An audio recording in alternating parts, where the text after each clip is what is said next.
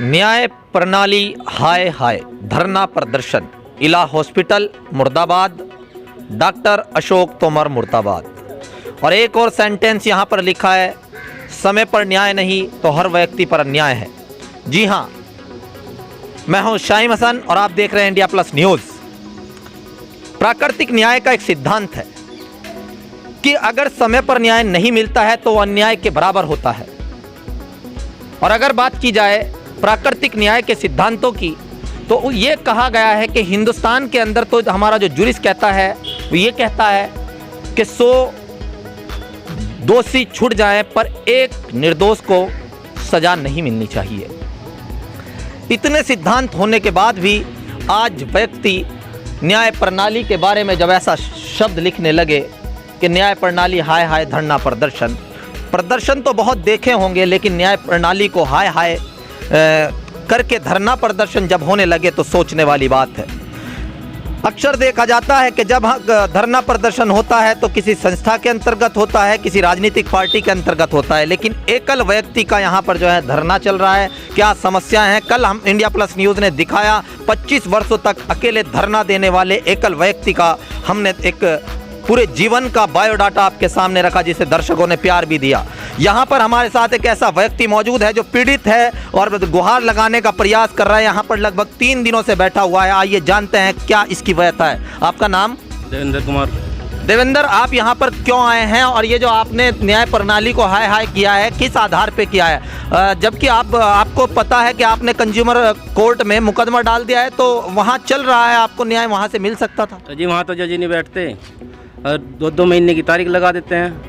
जज बैठते नहीं, 2 साल तक जज ही नहीं बैठते। अब जज बैठ रहे थे तो 2-2 महीने की तारीख लगा रहे हैं वहाँ से। अच्छा, वास्तव में हुआ, वास्तविक स्थिति क्या है? हुआ क्या था आपके साथ?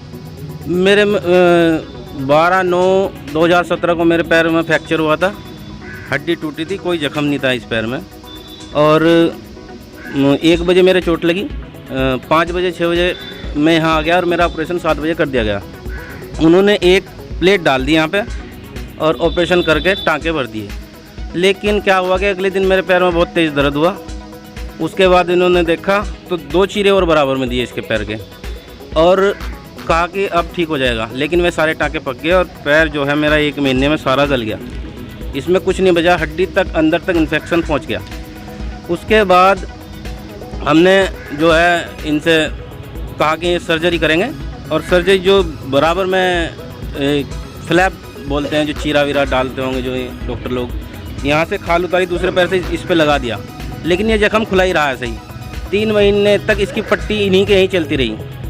उसके बाद 3 महीने के बाद इन्होंने दूसरा पैर ऐसे जोड़ने के लिए बोला, तो जिसे ये कह रहे कि इसकी गलती, इस गलती की वजह से मेरा पैर ख़राब हुआ। लेकिन 3 महीने तक मेरा पैर खुला रहा जख्म ऐसे ही।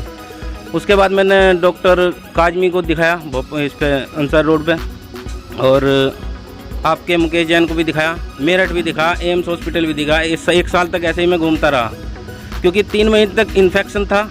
हम पैर पे सर्जरी नहीं करा सकते थे, हड्डी तक ख़राब हो गई थी। अगर कोई गारंटी लेता कि सर्जरी कर देंगे, लेकिन हमारी कोई गारंटी नहीं है। आपको पता है कि जब ऑपरेशन किया जाता है एक फॉर्म साइन कराया जाता है, जिस पे लिखा जाता है कि अगर ऑपरेशन बिगड़ जाता है तो ये आपकी जिम्मेदारी होगी, और भी कई शर्तें होती हैं।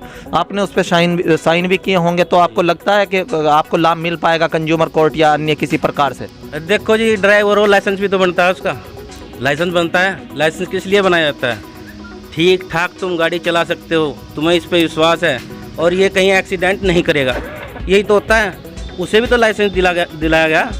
अब कार्रवाई तो होनी चाहिए ना फिर उस पर।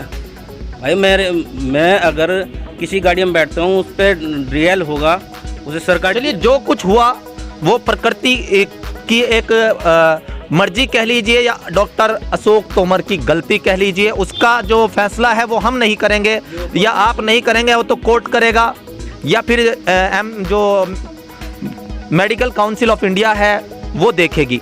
लेकिन हमारा सवाल ये है कि आपने जो न्याय प्रणाली को हाय हाय लिखा है, ये एक सोचने का तथ्य है कि हमारे हिंदुस्तान के अंदर न्यायपालिका को एक बहुत बड़ा दर्जा दिया जाता है, भगवान का दर्जा दिया जाता है। अगर इसी से विश्वास उठ जाएगा तो क्या होगा?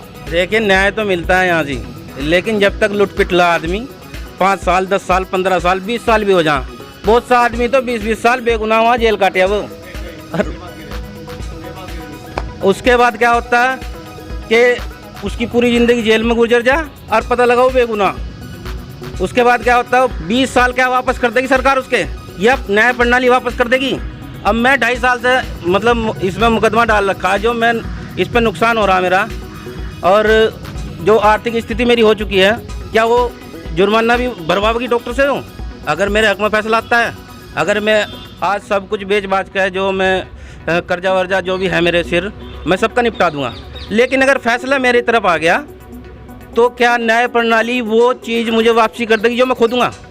अच्छा, जैसे आप यहाँ पर आए थे तो उसके बाद कोई अधिकारी तो आए होंगे पूछने कि भाई क्यों बैठे हो, क्या तुम्हारी परेशानी? पास सिर्फ 1-2 बार पुलिस वाले आए और ये LIU वाले आए, बस, और कोई नहीं आया बस। जी हाँ, ये संवेदनहीनता देखिए आप कि एक व्यक्ति जो न्याय प्रणाली से विश्वास जिसका उठ चुका है, वो व्यक्ति यहाँ धरना दे रहा है।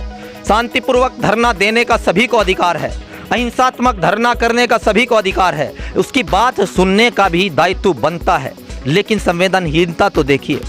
जी हाँ, क्या ये उचित है लोकतांत्रिक व्यवस्था में कि हर व्यक्ति जो पीड़ित है या कोई और वजह जो भी उसकी समस्या है, कम से कम ऐसा तो होना चाहिए कि अधिकारी गण आएं। और ये एक बड़ा सवाल है कि एक व्यक्ति जिसका न्याय प्रणाली से विश्वास उठ जाए, ये एक बहुत बड़ी बात है।